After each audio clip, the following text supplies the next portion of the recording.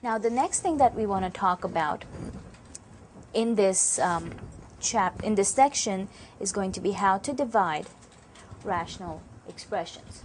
Okay, so we are going to start with our definition here.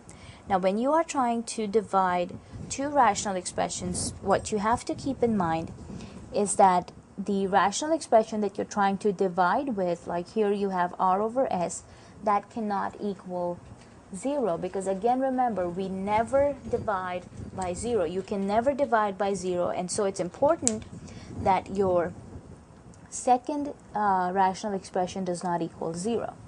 Alright, so how does this work?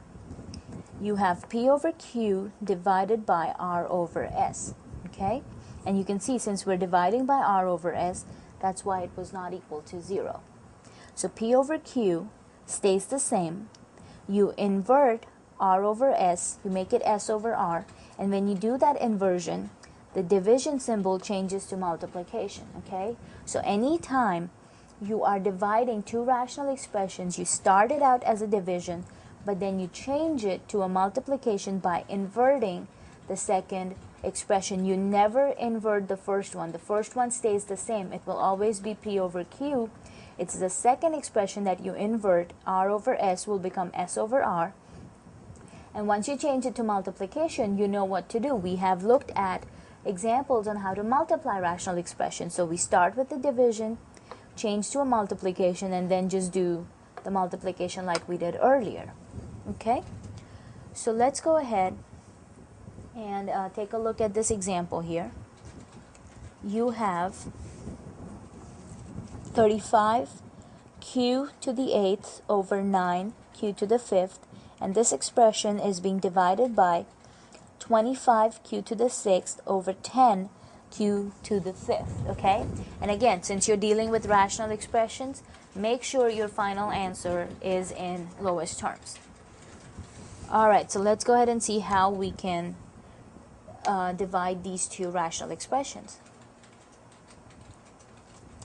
Now, the first thing we will do is, using our definition here, is try and change our division to a multiplication. So your first expression stays the same. That will be 35 q to the 8th over 9 q to the 5th.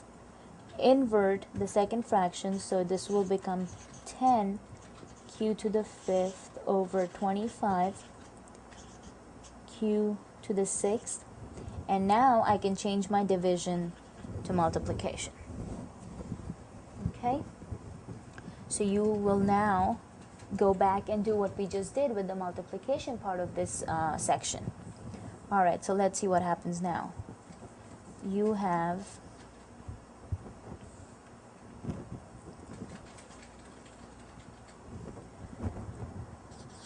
35 q to the 8th over 9 q to the 5th times 10 q to the 5th over 25 q to the 6th. So again, we'll start with the numbers first. Go ahead and reduce all the numbers as we can. You can see 10 and 25 will both go into 5. 10 will go into 5 twice. 25 goes into 5 times. Okay. And then we have 5 and 35 can go into each other. 5 will go in itself once. 5 goes into 35 7 times. So you're left with 7, 2, 9, and 1. And now, of course, you cannot reduce it any further. So that leaves you with 7 2s are 14 for the numerator. And then 9 times 1, of course, is 9. And as you can see, you cannot reduce it any further. Now let's look at the variables. You have a q to the 5th and a q to the 5th here. So you can go ahead and cancel those two terms out. And you are left with q to the 8th and q to the 6th. Okay, and of course we can see that we can reduce those terms down further with the with the variables. So what you can do is you have q to the 8th, you can try and break it down into q to the 6th times q to the 2nd, and of course in your denominator you have q to the 6th. Now remember, we are applying rules of exponents here, so if you have 8, you can break it down into 6 and 2. And the reason I do that is because I know I have a 6 power in my denominator, so I can go ahead and cancel these two terms out.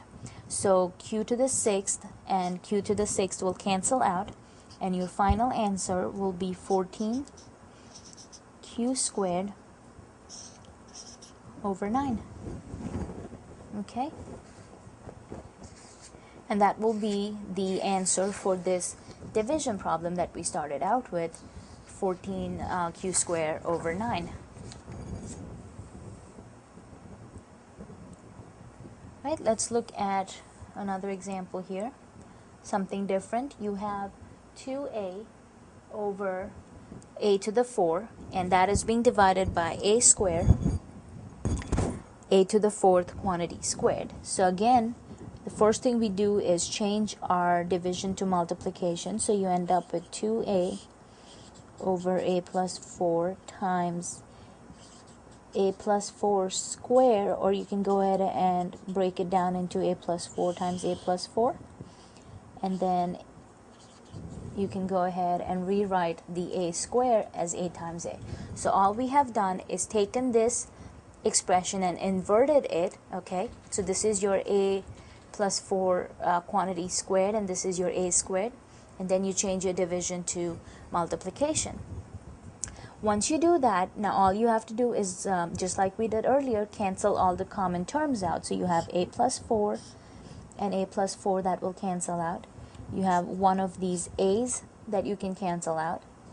And all that you are left with now is a 2 and the quantity a plus 4. And on the denominator, you're left with only the variable a. And that will be your answer, 2a plus 4 over a. Okay, and again, you cannot cancel these two a's out. That's not allowed. So this will be your answer to this division of rational expressions. Okay.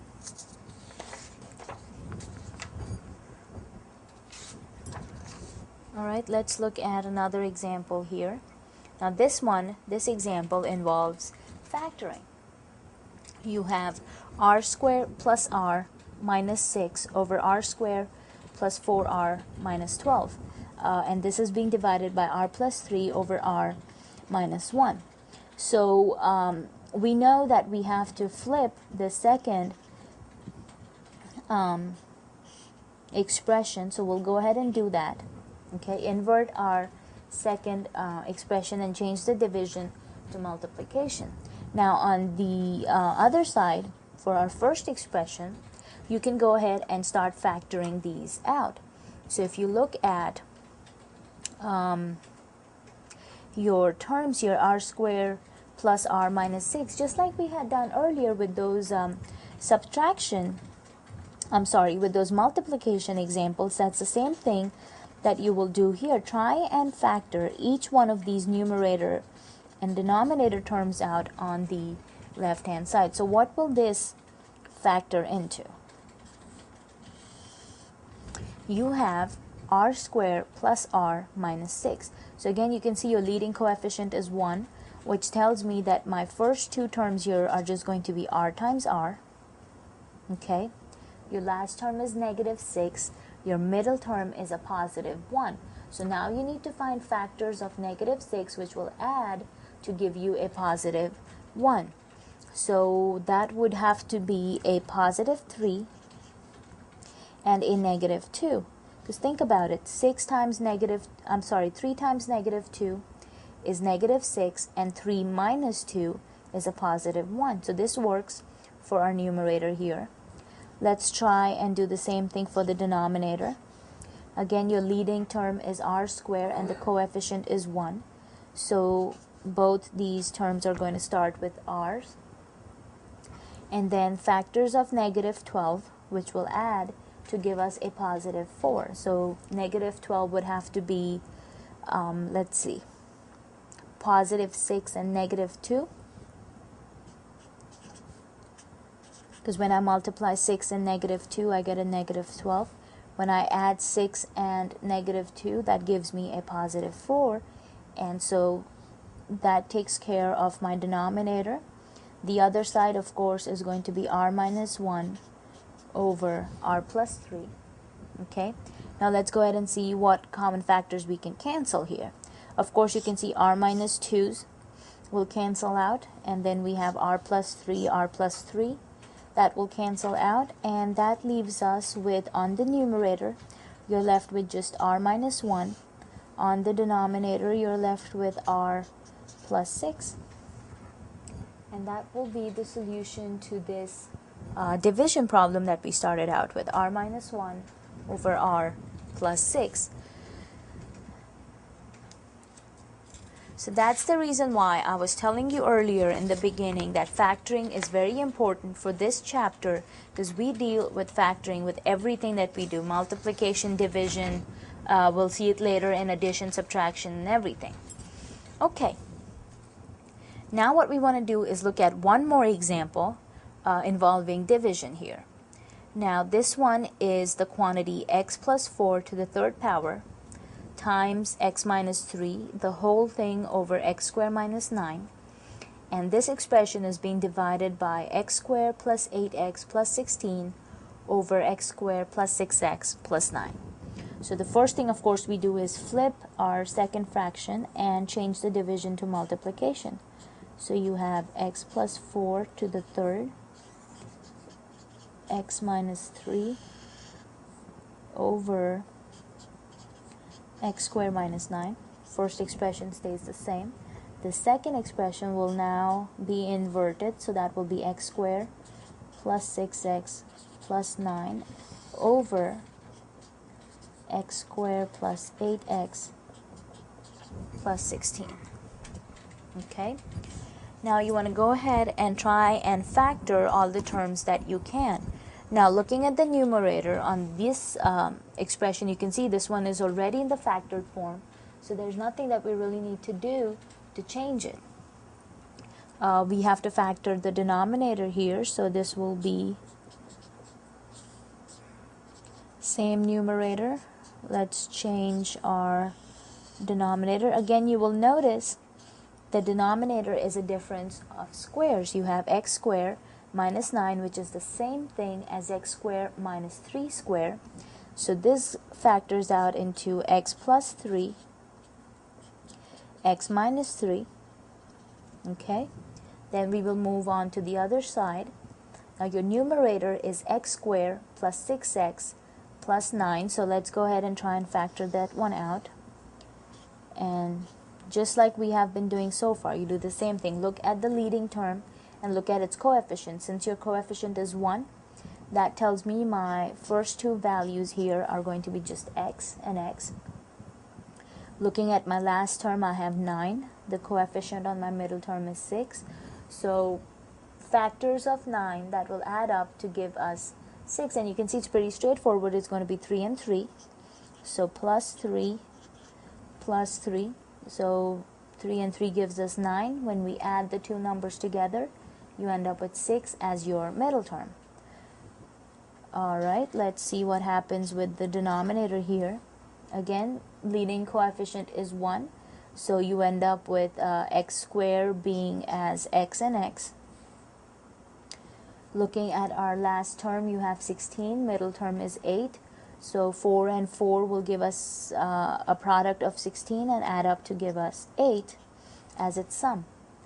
So after you factor each one of these numerators and denominators out, now you can go ahead and try and see, okay, what are my common factors and what all I can cancel. X minus 3's will cancel out. X plus 3's will cancel out.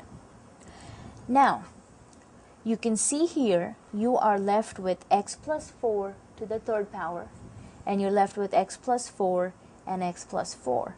So you can see that you have 3 of these terms here, and we have 2 of these in the denominator, so they can definitely cancel out.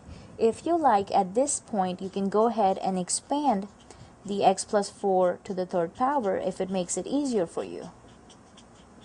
Okay, so we're left with x plus 4 to the third power, so you multiply it by itself 3 times. You're also left with then x plus 3 on the numerator. So x plus 4 to the third, and then x plus 3. And on the denominator, we had x plus 4 and x plus 4. And now you can go ahead and cancel out all the common ones, and you have x plus 4, x plus 4. And in this case, your final answer is going to be x plus 4 times x plus 3. And your denominator is, of course, the 1, so you don't have to write it down.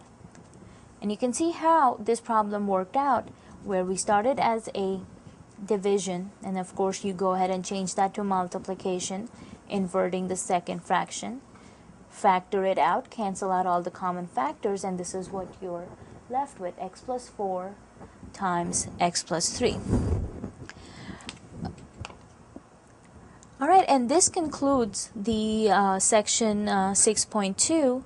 All we discuss in this section is multiplying and dividing. Now next time we will go ahead and talk about section 6.3.